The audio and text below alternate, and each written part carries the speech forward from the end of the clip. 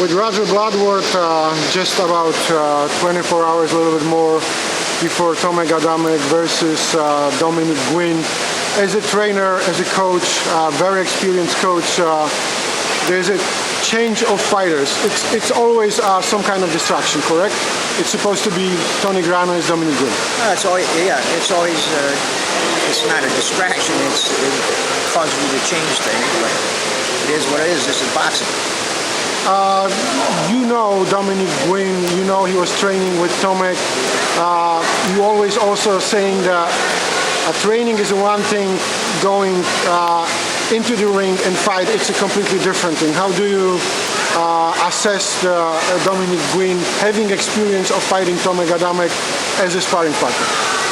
Well, sparring is always different than fighting because you have to take the headgear off and put on small gloves.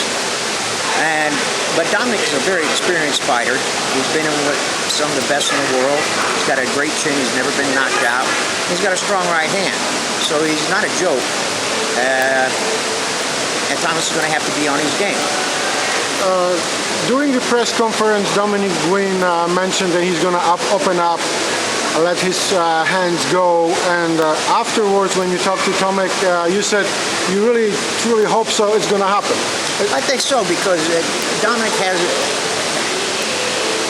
a kind of a difficult style when he becomes defensive. He's hard to hit, you know, when he keeps his hands up. Doesn't throw as many punches. When he opens up, I think he'd be more susceptible to or a little bit easier to hit. But we don't know. We have to see what happens when he comes to the ring.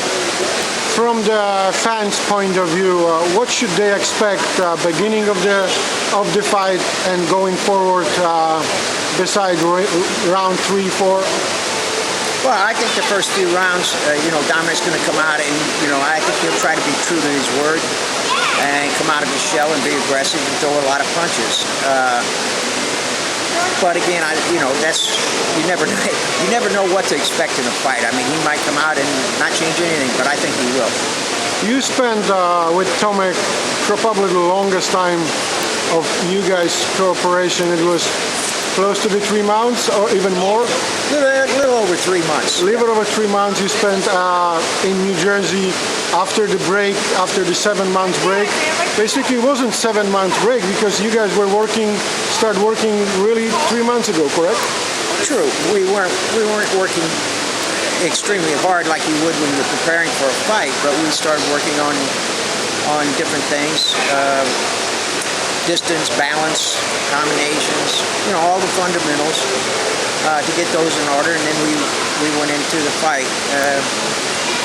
Kind of messed us up a little bit. We were supposed to fight in June, and that didn't come off, and then July, and now it's August. But again, that's boxing, and you got to do what you got to do. You of course heard maybe not speculation, let's name it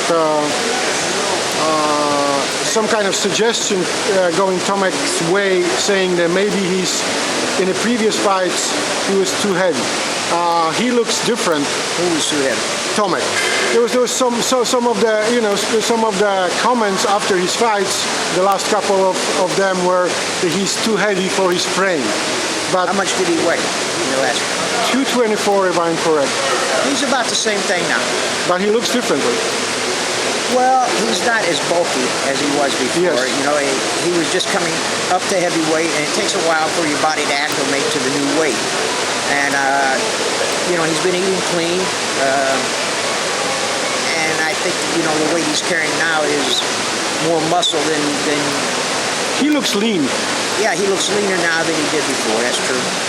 So, the Tomek Adamek we're going to expect in 24 hours, it's the same one, we know it, with some kind of twist. The reason why I'm asking you about it is you had this 3+ months to work on something special. Do you have to work to do something special with Tomek or not really? You always come with different ways to try to get the strategy, but it doesn't work. I have to try. Tune into the fight Saturday night. I know you have to try. That's your job. If I could promise you this interview will be aired after the fight, I'm sure you could open up, but I cannot promise you this. I understand that. It's going to be before. I've been doing this a long time, so you'll have to come to the fight to find out. But seriously, we've been working pretty hard on the basics and balance and movement, different types of. The one thing, we didn't really know who we were going to fight. Then when we knew we were going to fight Tony Grant, we started working on certain strategies, but then that changed into, we've had 2 weeks, so we'll see if Thomas can put in place what we want him to do. Tomek is he always says that his top priority is to fight for the world championship again. As a fighter, I am not saying about matchmaking, deals, televisions, because you have no influence on this whatsoever. As a fighter, how close he is to compete with the best? Oh, I think he can now. But, if he can't, then he's got a problem. We can compete with him now. Last time, he wasn't ready. But business is business, and people forget sometimes that boxing is also a business, and when the opportunity presents itself, you have to make money. And we made some mistakes in the last one. We should have prepared in Poland, not going to Poland. We should have prepared in Poland because he was very flat in that fight. He didn't move. He didn't move left or right. He just stayed in front of him. So, but he learned a lot from that fight. Since then, he's had some tough fights with the hard opponents. He hasn't had any easy opponents, and he's come through all right. Finishing question, watching Tomek for the last couple of days, he's very concentrated. He's very focused of whatever happens in front of him. He looks like a man who is actually right now on peace with himself. Exactly what he wants to do, and this is his final time. You agree with the assessment of his mental state right now? That better be his mental state. If it's anything else, he's got a problem. Thank you very much. With Roger Bloodworth before Tomek Adamek and Dominic Guinn at Mohegan Sun Casino. Thank you, Roger. You're welcome. Thank you.